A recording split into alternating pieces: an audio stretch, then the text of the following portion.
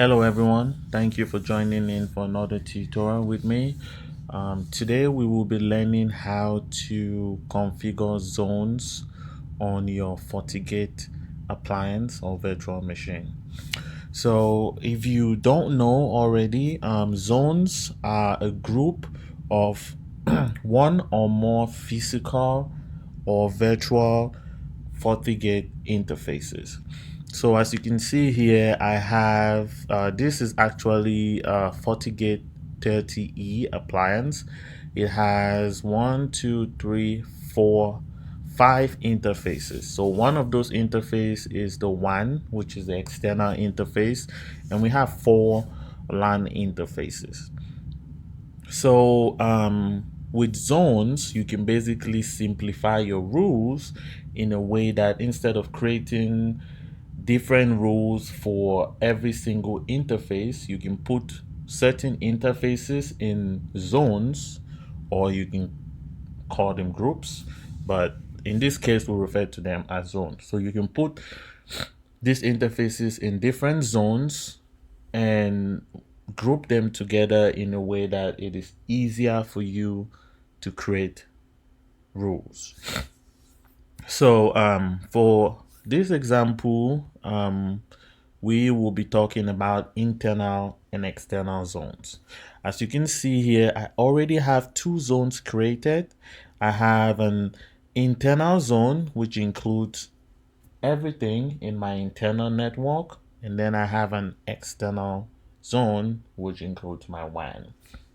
So for example, if you have a compatible FortiGate appliance with multiple WAN interfaces, or you can always group them and use them for different things. So you can group some of your WAN interfaces if they are interfaces used for a specific purpose and put them in a specific zone. Likewise with your LAN interfaces. So we'll go straight into this. You just need to go to network interfaces and we'll create new, and we'll add a new zone. You want to give the zone a name. We can call this internal. The reason why that box is red is because I already have a zone created with that name internal. So I can call this inside. And in this case, you will add the members. I currently don't have any members because I already have a zone created. So if we were to go in there, you can see that in my internal zone, I have my interface where I have my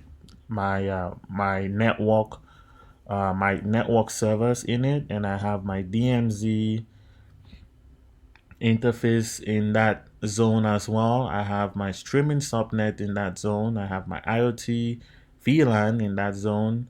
I have my secure LAN VLAN in that zone, and I have another VLAN in that zone as well. And once you do that, all you need to do is select OK. You can also leave a comment,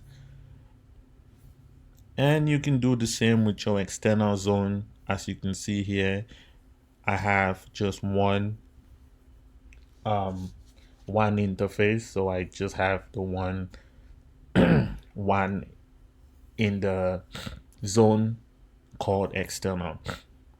So once you have that created, for if you wanted to create an easy allow rule that lets maybe allow everything from the inside zone, okay, so we can make it pretty basic. If you wanted to create a rule that would let everything from your inside zone be able to access the internet from outside.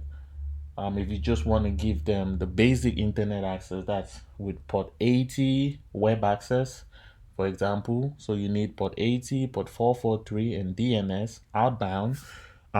Instead of you going in and doing this and creating this policy for the different interfaces you have, you can just do it using the zones, and that makes it pretty easy. The rule is set for all of those interfaces because they're in the same zone.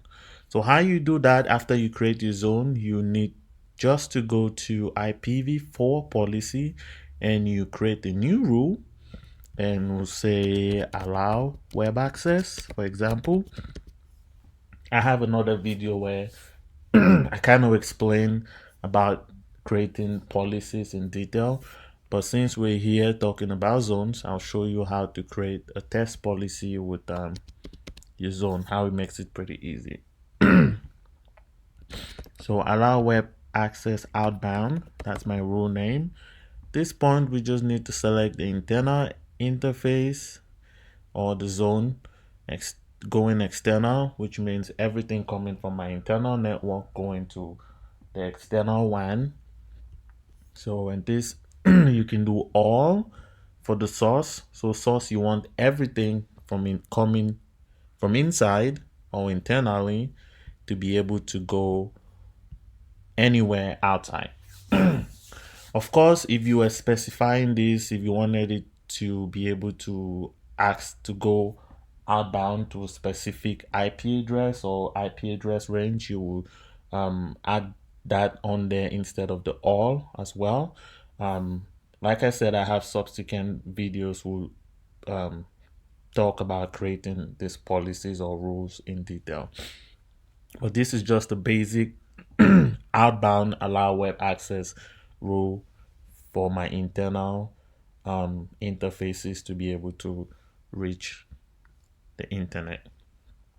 And then you select the service. If you wanted to do all, you do all. But for this case, for web access, we select HTTP, HTTPS, and we also want to do DNS. Once you do that, make sure the action is accept, and you want to also make sure we are using NAT, because if you turn off the NAT, that means you're trying to send private IP addresses out to the internet, of which I'm pretty sure your ISP will block that. So we just want to leave NAT on. I'm assuming you know what NAT is, so I won't go in there. I won't explain that in a lot of detail. But if you turn that NAT off, it's your private IP addresses in general are going to try to reach outside with their private IP addresses. So your ISP is going to block that, and it's just not going to work out for you. Then you want to enable this policy and click OK. Once you do that, you will be all set to go, and you can see that if you go into your rules now, you should be able to have that where you can access the internet or access resources outside using those ports we've created.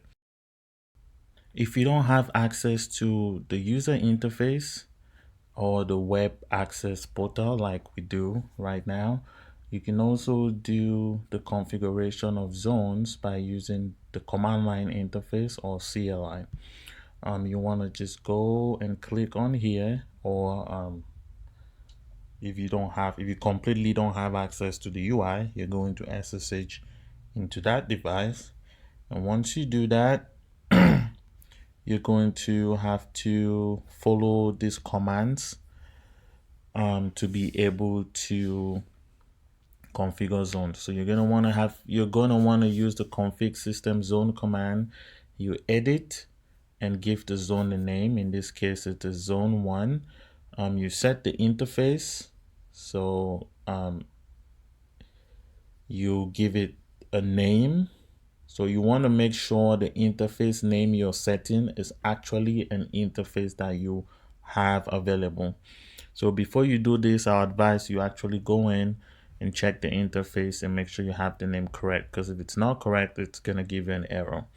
And then at that point, you can either do intros, you have to do set intro zone. It's either going to be deny or allow. You can't have both. So what this basically means, that's also included if you use the UI. What it means is if you want the interfaces in the same zone to be able to communicate with each other directly, you will turn this off. But if you don't want them to be able to communicate with each other, you're going to turn that on. So it blocks intra-zone traffic. Okay. That's just what that means. So if you deny it, it blocks it. If you allow it, allows it. And then once you do that, you want to make sure you use the end and press enter to save that. Okay.